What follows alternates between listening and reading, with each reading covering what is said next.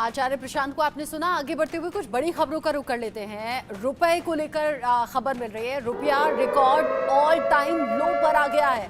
Dollar के मुकाबले जो रुपए की कीमत है वो घट गई है। डॉलर के मुकाबले 17 पैसे गिरकर 83.62 पर जाकर बंद हुआ है।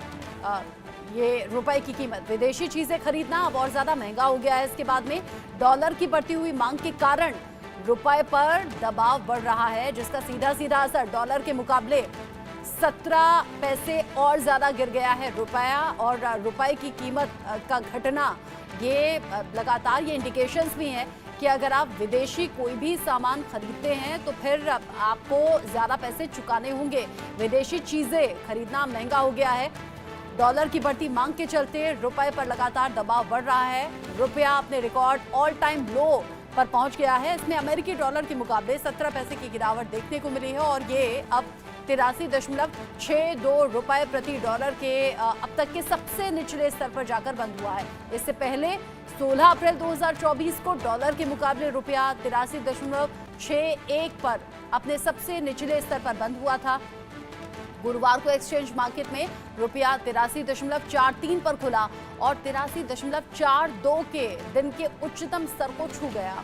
यहाँ इसके बाद सेशन के दौरान रुपया डॉलर के मुकाबले 83.68 के रिकॉर्ड ऑल टाइम निचले स्तर पर भी आया और अंत में पिछले बंद के मुकाबले में ये 17 पैसे की गिरावट के साथ 83.61 प्रति डॉलर पर बंद हुआ है। बुधवार को रुपया अमेरिकी डॉलर के मुकाबले 1 पैसे की गिरावट के साथ 83.44 पर बंद हुआ था। डॉलर के मुकाबले लगातार जो रुपए की कीमत है वो घट रही है और अब विदेशी चीजें खरीदना सीधे तौर पर महंगा हो गया है। डॉलर की बढ़ती मांग के चलते ये दबाव रुपए पर अब आया है। अमेरिकी डॉलर के मुकाबले ये सबसे बड़ी गिरावट है। रुपया रिकॉर्ड ऑल टाइम निचले स्तर पर पहुंच गया है।